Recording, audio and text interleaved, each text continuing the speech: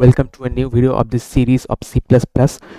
इसके पिछले वाले वीडियो में हमने सिखाया था वेरिएबल्स को डिक्लेयर करना और सीखा था कीवर्ड्स के बारे में। आज हम जो सीखने वाले हैं वो है कॉन्स्टेंट्स और जानने वाले हैं सी प्लस प्लस के ऑपरेटर्स के बारे में। तो मैं हूं आपके साथ स्पार्क। तो जल्दी शुरू करते हैं, आज का वीडियो ज़्यादा लंबा नहीं होगा। तो शुरू करते हैं कॉन्स्टेंट्स में जाते हैं। तो मैं अपने कंप्यूटर स्क्रीन में आ गया। कंप्यूटर स्क्रीन में आने के बाद ये देख सकते हैं मैंने वी एस कोड खोल के रखा है पहले से ही। अब मैं क्या करूँगा कि वी एस कोड में अब मैं लिखूँगा constant constant dot C P P. मैं तो स्क्रीन को बड़ा कर लेता हूँ। वो ठीक है।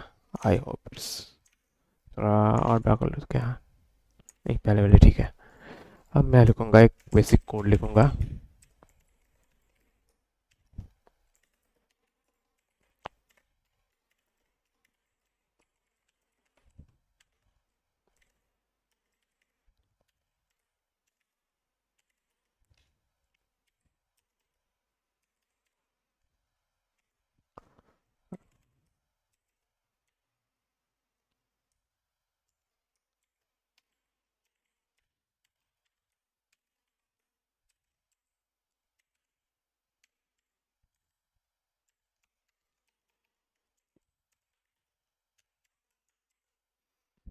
तो देख सकते हैं मैंने यहाँ पर एक कोड लिखा। जो कोड में जो मैंने किया कि एक वेरिएबल को प्री डिक्लेयर कर दिया और उसको वैल्यू भी इनिशियलाइज कर दिया which is 10। I have declared a variable a which initial value is 10, and then I printed this with cout. Okay, so let's print the program. I'm gonna open the terminal. अब मैं लिखूँगा g plus plus constant. Okay, C P P done. अब मैं इससे turn कर दूँगा a dot exe को। सो a is 10। Let's say मैंने इसके बाद लिखा कि a is equal to a is equal to 20, a is equal to 20, and now अब मैं कहूँगा कि a is, अब मैं यहाँ पर फिर से a का वैल्यू प्रिंट करूँगा। a is enter। Okay, a is enter। अब मैं इसे सेव करके कंपाइल करूँगा। तो एक चीज़ अगर आप एरो दबाते हो, अगर आप एरो दबाते हो तो क्या होता है कि जो पहले वाले कमेंट्स जो आपने रन किए टर्मिनल में वो ऑटोमेटिकली आ जाते हैं। तो हाँ, इस बात को ख्याल रखना। अब मैं क्या करता हूँ कि अब a डॉट exe को मैं रन करूँगा। ओके, रन किया। सो देखो a का वैल्यू पहले जो था 10 मैंने इनिशियलाइज किया था, चेंज हो गया। फिर मैंने a का वैल्यू 20 दिया तो देखो ये 10 था, अब 20 हो गया। सो और एक बात, अगर अगर आपने कोई वैल्यू पहले से इनिशियलाइज कर दिया है तो बाद में वैल्यू जब आप उसमें पुट करोगे तो उसके लिए आपको रैंडम, अगर बाद में स्टैटिकली भी अगर वैल्यू प्रोवाइड करते हो तो आपको वो डेटा टाइप का नाम है इंटीजर और फ्लोट और सब नहीं लिखना पड़ता। जैसे मैंने ए के पहले यहाँ पर कुछ नहीं है, ए इक्वल 20 के पहले कुछ नहीं है, नहीं लिखना पड़ता। सो वैल्यू का जो वैल्यू था ए का वो चेंज हो गया। सो लेट्स एज्यूम कि हम इस ए का जो वैल्यू है उसे हम अनचेंजेबल रखना चाहते हैं। Unchangeable, okay. ये हम नहीं चाहते कि ये ए का वैल्यू चेंज हो। तो उसके लिए हमें क्या करना पड़ेगा, कि यहाँ पर एक चीज़ लिखनी पड़ेगी which is const int A is equal to 10। Okay, अब देखो क्या होगा कि मैं इसे कंपाइल करूँगा। देखो मुझे एरर शो कर रहा है कि भाई ये तो 20, आप इसका वैल्यू फिर से चेंज नहीं कर सकते। तो ये है कांस्टेंट का। हाँ, तो मैं और एक चीज़ आपको आप बड़े लेवल पे कहीं पर काम कर रहे हो तो आपको एक वेरिएबल, तो आपके दिमाग में ये नहीं रहता कि मैंने कौन सा वेरिएबल यूज़ किया, मैंने क्या क्या वेरिएबल यूज़ किया। अगर आप गलती से फिर से उस वेरिएबल को यूज़ करें तो वो जो पूरा बड़ा प्रोग्राम होता है ना, वो पूरा बिगड़ जाता है, आपकी इतनी सारी मेहनत पूरी धूल में मिट जाती है। तो इसीलिए हमें कांस्टेंट वेरिएबल को यूज़ करना पड़ता है कि वो जो वेरिएबल पहले में डिक्लेयर किया उसका वैल्यू कांस्टेंट रहे, चेंज ना हो, कोई चेंज ना कर पाए। तो कंप्यूटर स्क्रीन में चलते हैं। तो यहाँ पर जो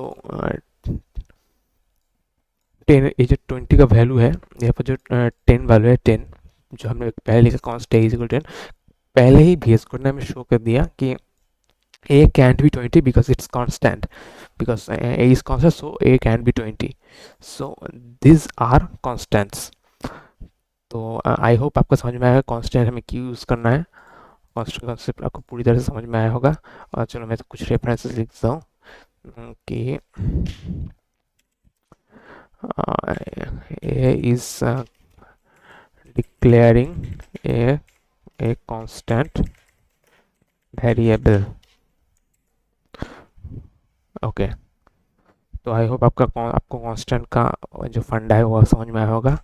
तो अभी हम जो सीखने वाले हैं वो सी प्लस प्लस के ऑपरेटर्स के बारे में। तो देखो ऑपरेटर्स तो बहुत सारे, पर हम जो सीखने वाले वो बहुत बेसिक ऑपरेटर जो आपको इनिशियली लगेंगे, अभी अभी लेंगे, अगर बिगिनर हो तो तभी लेंगे, फर्दर बाद में कोई काम करने जोगे तो बाद में ज़्यादा एडवांस ऑपरेटर्स लेंगे।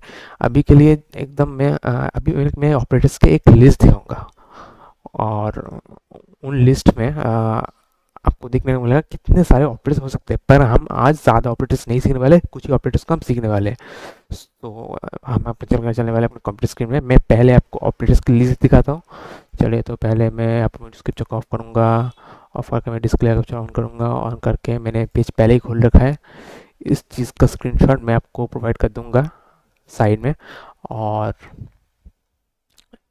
ये जो आप देख रहे हो ये सारे ऑपरेटर्स हैं, देख सकते हैं यहाँ पर सारे ऑपरेटर्स हैं। प्री इंक्रीमेंट हो गया, पर मल्टीप्लिकेशन, बिटवाइज ऑपरेटर्स, और भी जितने सारे ऑपरेटर्स हो सकते हैं सारे ऑपरेटर्स यहाँ पर हैं। तो अभी हम तो बिगिनर हैं, हमें इतने सारे ऑपरेटर्स की ज़रूरत फ़िलहाल नहीं है। तो अभी हम क्या करेंगे कि बेसिक जो ऑपरेटर्स हैं उनके बारे में सीखने जा रहे हैं। तो चलिए शुरू करते हैं। अब मैं फिर से इसे ऑफ करके विंडो कैप्चर करूँगा।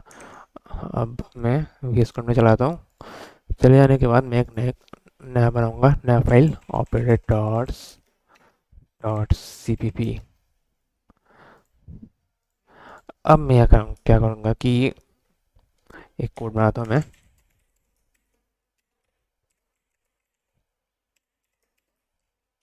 अरे यार, उनको बहुत गंदी आदत पड़ गई है वैसी की।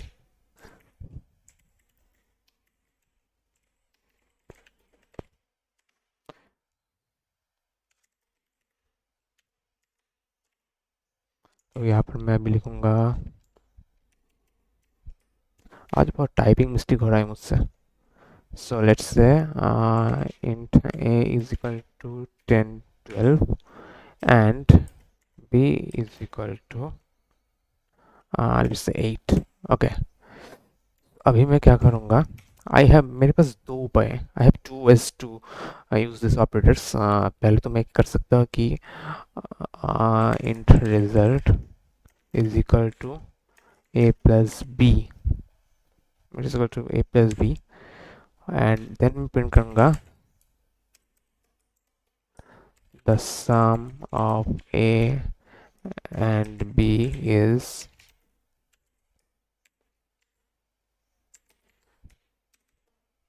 रिजल्ट। अब मैं क्या करूँगा एंडर, और इसके बाद रिटर्न 0 भी दे देता हूँ एक। सेव करूँगा, इसके बाद टर्मिनल में जाऊँगा, क्लियर मारूँगा, फिर मैं इसे कंपाइल करूँगा। कंपाइल हो गया, रन करते हैं। तो देख सकते हैं sum of a and b is 20 which is completely fine. तो ए और बी का जो सम है वो यहाँ पर प्रिंट हो गया। सो लेट्स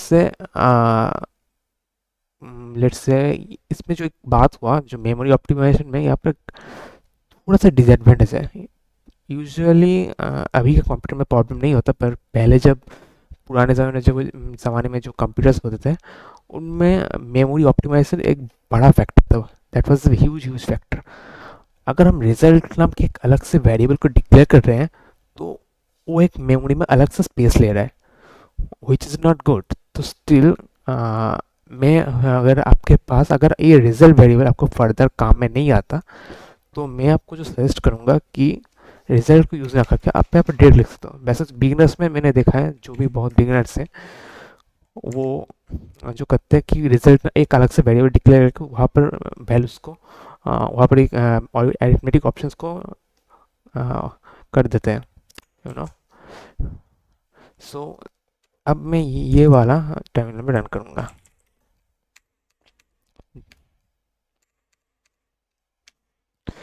तो देखो रिजल्ट सेम ही है, बस मैंने यहाँ पर रिजल्ट प्रिंट करने की जगह direct A and B, A plus B यहाँ पर कर दिया। तो दिस इज द डिफरेंस। चलो मैं एक कमेंट कर देता हूँ।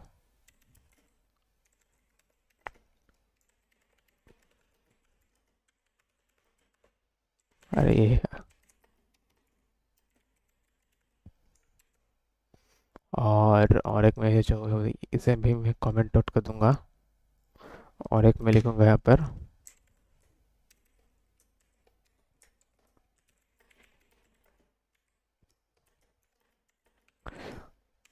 एक्चुअली मैंने जेमिनी एआई एक लॉगिन करके रखा है, इसलिए मुझे ऑलरेडी ये दे देता है।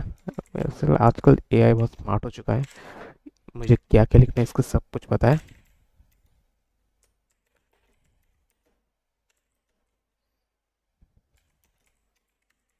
टैब दबा देता हूँ, टाइप करने की ज़रूरत नहीं। तो बेसिकली ये हुआ।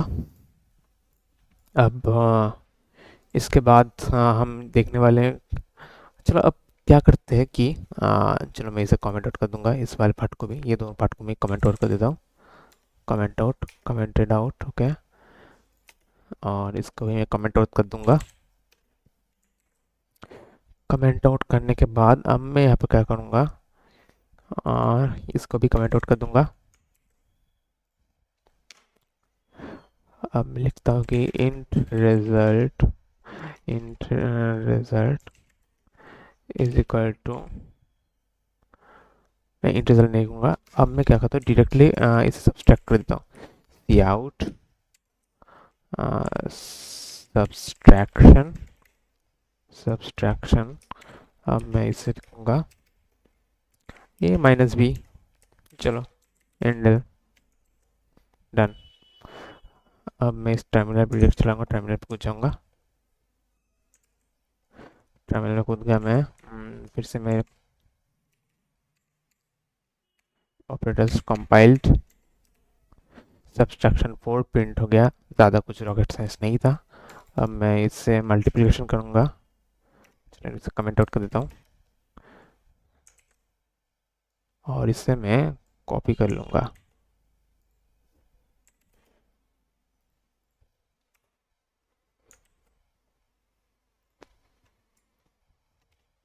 Let's multiplication, multiplication.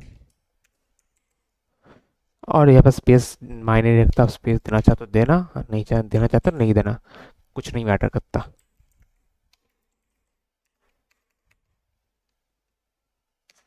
प्रिंट किया 96, प्रिंट हो गया।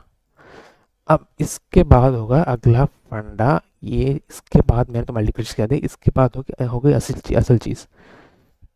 सो what we are basically going to do is डिवाइडेशन।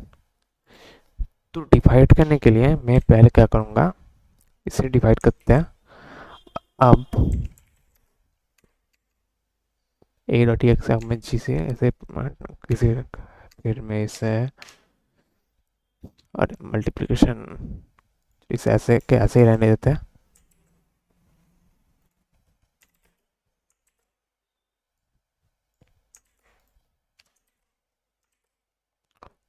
Multiplication इससे है।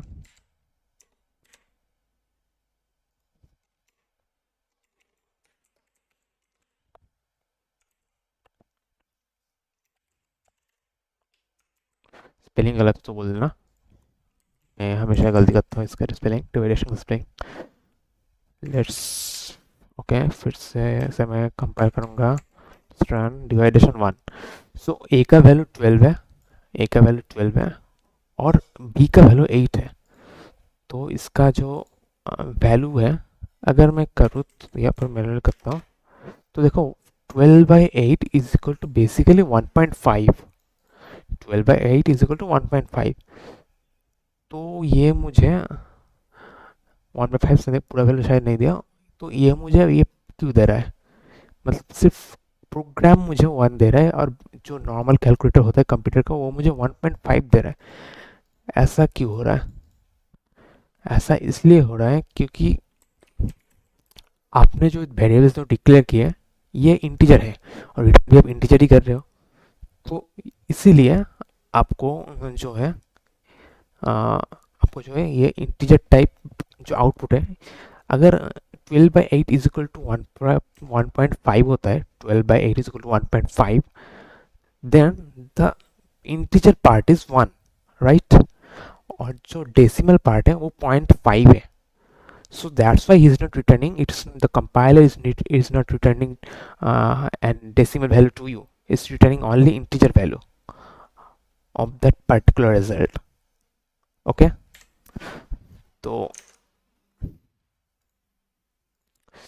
तो इसने यही किया। अगर आप चाहते हो कि कंपाइलर आपको रिमाइंडर दे, मतलब 12/8, तो 1 तो हुआ, अब मुझे चाहिए रिमाइंडर। तो रिमाइंडर के लिए मुझे क्या करना पड़ेगा? रिमाइंडर के लिए मुझे क्या करना पड़ेगा कि मुझे यहाँ पे लिखना पड़ेगा परसेंटेज बी। ओके, अब इसे कंपाइल करते हैं।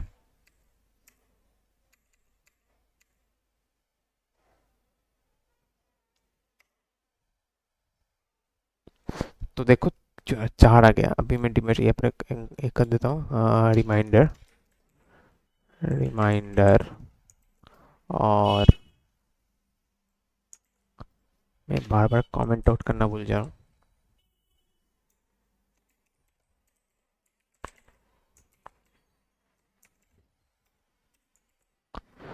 ओके, मैं फिर से क्लियर करके इसे प्रिंट कर देता हूँ।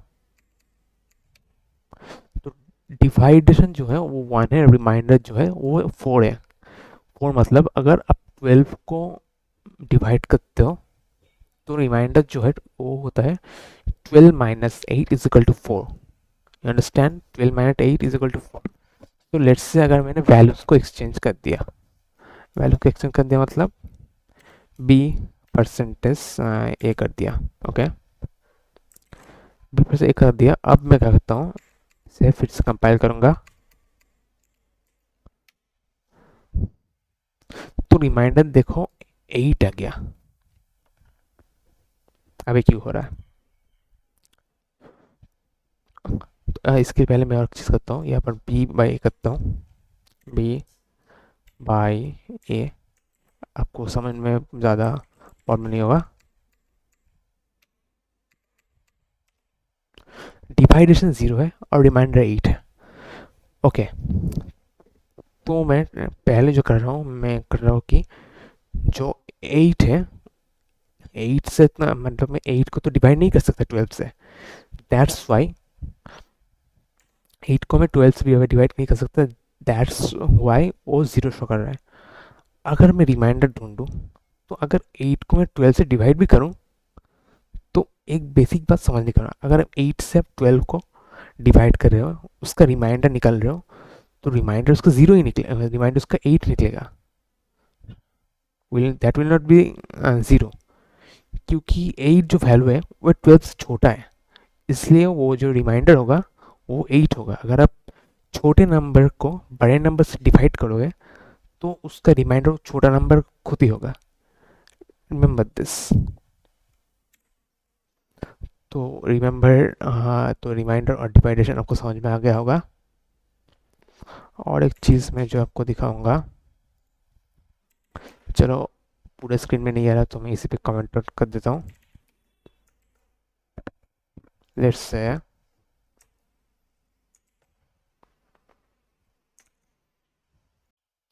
के बाद मैं क्या करूँगा कि plot a is equal to 12 दूंगा और बी इज इक्वल टू 8 दूंगा। और मैं क्या करूँगा कि see out A by B. Okay, तो फिर इससे देखते हैं 1.5। तो देखो यहाँ पर अब डेसिमल वैल्यू आ गया, 1.5 डेसिमल वैल्यू आ गया। सो अब मैं क्या करता हूँ कि int result is equal to a by B. Okay, अब देखना पड़ रहा, अब मैं यहाँ पर रिजल्ट दूंगा।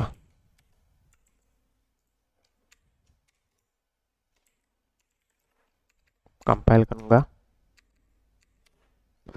तो देखो 1 आ गया।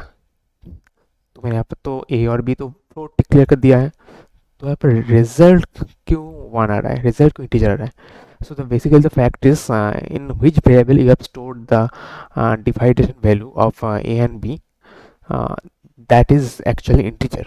So that's why he is returning only the integer value of the proper result. So that's why आपको यहाँ पर एक दिखने को मिल रहा है। I hope you understand. अगर मैं यहाँ पर फ्लोट लिखता तो लेट्स से कमेंट आउट कर दूंगा,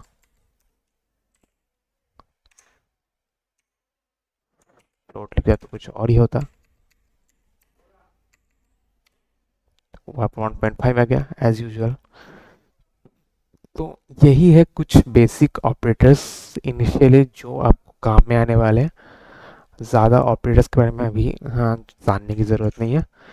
और यही था आज का वीडियो, यहीं पर आज के इस वीडियो को ख़त्म करते हैं और मिलते हैं अगले वीडियो में। तो तब तक के लिए बाय।